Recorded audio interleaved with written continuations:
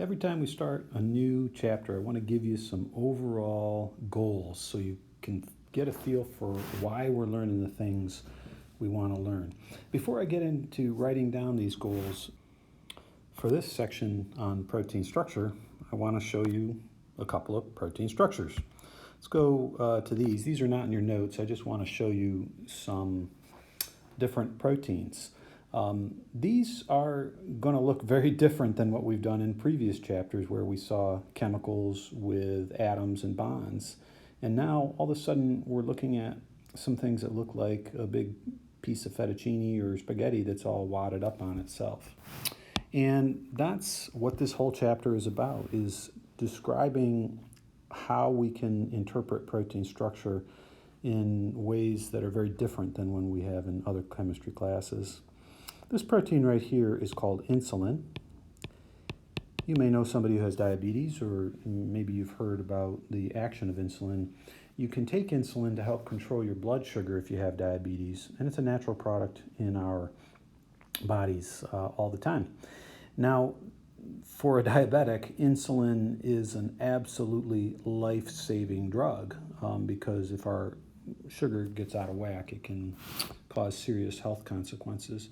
So sometimes a protein can be very good for us, and its ability to help us regulate our blood sugar is dependent on the structure that you see before us. Let me give you a different example. This protein is a little bit larger, and it's called ricin. It's a natural product. It's found in plants from the castor bean plant, which is found right here in Michigan, all over the world as well.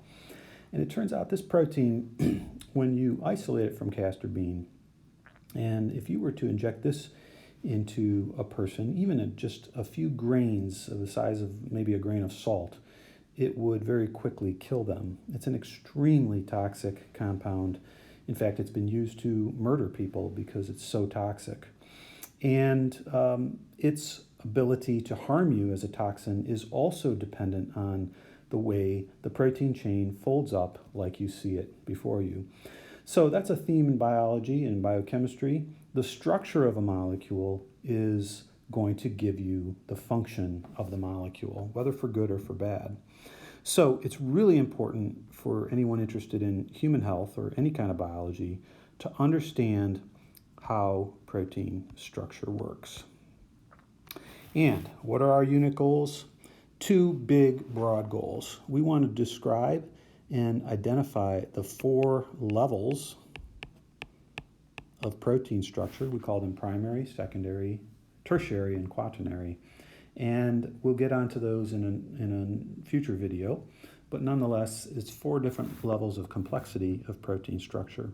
And second, we want to understand how the protein structures that I just showed you, folded up and having a particular structure and function, how those are stabilized by IMFs, or what we call intermolecular forces. It turns out that IMFs are things like hydrogen bonds and nonpolar interactions and ionic interactions, the stuff we've been talking about all through chemistry. Those are the things that cause the primary structure to fold up into these higher levels of protein structure and form really some beautiful structures. We can take a look at these again. What are these spirals and arrows, things we see like here? We got pieces that look like spaghetti noodles, arrows, spirals. You can see more spirals down here. Some of them are flat and parallel to each other.